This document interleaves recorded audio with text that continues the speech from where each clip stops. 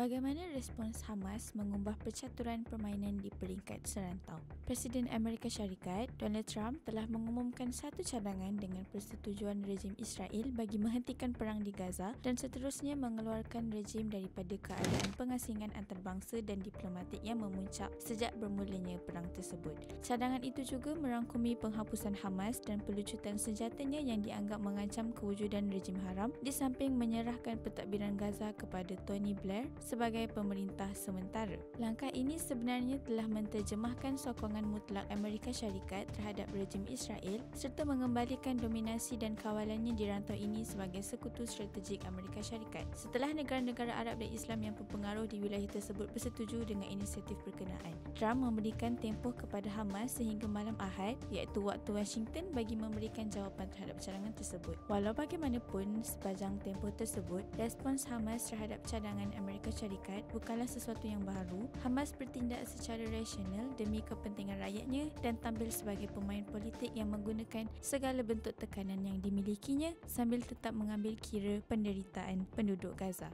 Hamas tidak menolak cadangan tersebut secara mutlak yang akan melegitimasi kesinambungan perang dan pada masa sama tidak menerimanya bulat-bulat yang akan dilihat tunduk kepada tuntutan Amerika Syarikat yang hanya menguntungkan kepentingan rejim haram. Hamas tidak bersetuju dengan pelucutan senjata, juga tidak mengubah pendiriannya yang dituntut pengunduran sepenuhnya dari Gaza. Bahkan ia juga tidak menerima sebarang tawaran yang kurang daripada perjanjian pertukaran tahanan dengan jaminan keselamatan yang diperlukan. Selain itu, Hamas juga menolak penubuhan sebuah jawatan kuasa antarabangsa untuk mentadbir Gaza sama ada diketuai oleh Tony Blair atau pihak lain, sambil menegaskan bahawa Palestin mesti kekal bebas dalam pentadbiran sendiri tanpa campur tangan kuasa asing. Melalui responsnya, Hamas telah memperkukuh usaha penyusunan semula struktur politik Palestin dengan menolak percubaan Netanyahu untuk bermain dengan sentimen perpecahan dalaman yang berlaku dalam kalangan rakyat Palestin. Umum mengetahui selepas operasi Taufan Al-Aqsa meletus, perpecahan dalam kalangan rakyat Gaza sendiri berlaku terutamanya selepas munculnya kumpulan-kumpulan pemberontak seperti Yasir Abu Shabab dan semisalnya. Hamas juga tidak membenarkan pentadbiran Amerika Syarikat memberi legitimasi bagi meneruskan pembantaian ke atas rakyat Palestin meskipun selepas beberapa buah negara Arab dan Islam yang berpengaruh bersetuju dengan inisiatif itu. Dengan ini, Hamas telah mengembalikan bola ke gelanggang pentadbiran Amerika Syarikat sementara Netanyahu berada dalam kedudukan yang semakin mencabar untuk merangka tindakan. Namun, seperti biasa, Netanyahu akan mencari helah demi mengelakkan kerajaannya jatuh. Justru ada kemungkinan Netanyahu akan mencetuskan ketegangan atau konflik baharu di kawasan lain, misalnya di sempadan Lubnan, Syria supaya perang tidak berhenti dan terus berlanjutan dan meluas di rantau ini. Oleh itu, penulis berpendapat pihak-pihak yang terlibat di dalam Axis of Resistance iaitu negara Iran, Hizbullah di Lubnan dan Houthi di Yaman perlu meneliti perubahan geopolitik serantau dengan cermat. Kali ini Syria juga wajar dimasukkan kerana sebelum kejatuhan rejim ia pernah menjadi sebahagian daripada paksi tersebut meskipun rejim haram tidak pernah berhenti menyerangnya dengan alasan keselamatan demi mengukuhkan pendudukan ke atas sebahagian wilayahnya. Pada masa yang sama, laporan rejim haram turut mendedahkan bahawa tentera Mesir sedang menggerakkan pasukannya di kawasan Sinai berhampiran sepadan Mesir Israel. Pada masa yang sama, Presiden Mesir Abdul Fattah al-Sisi dalam ucapannya di sidang kemuncak Liga Arab baru-baru ini telah membentangkan satu inisiatif Mesir kepada negara-negara Arab bagi membentuk pakatan yang menghalang rejim haram daripada melakukan pencerobohan ke atas negara-negara Arab selepas percubaannya membunuh pemimpin Hamas di luar negara. Ucapan itu menandakan perubahan besar dalam asas politik Mesir apabila beliau menyifatkan rejim haram sebagai musuh, iaitu suatu kenyataan yang dianggap berani selepas pendirian Mohamed Morsi, bekas Presiden Mesir sejak termeterainya Perjanjian Damai Camp David 1979. Dengan langkah ini,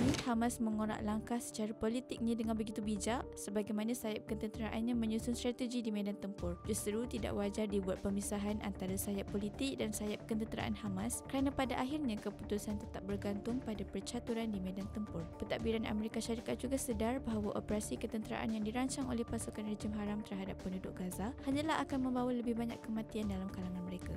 Kesimpulannya, cadangan yang dibentangkan oleh Amerika Syarikat menunjukkan bahawa konflik Palestin-Israel kini telah berubah secara mendalam.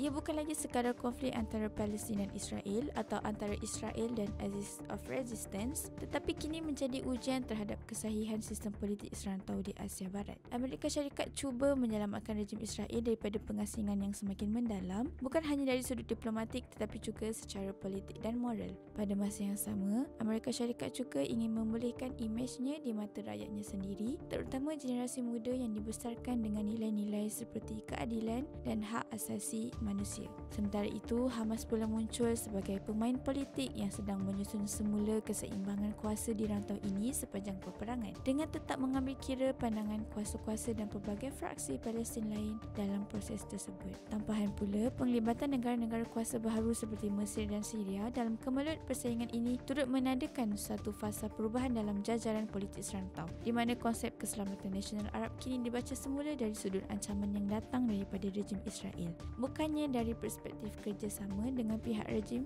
sebagaimana yang berlaku ketika perjanjian Abraham sebelum ini. Untuk artikel penuh boleh layari www.cgm.com.my.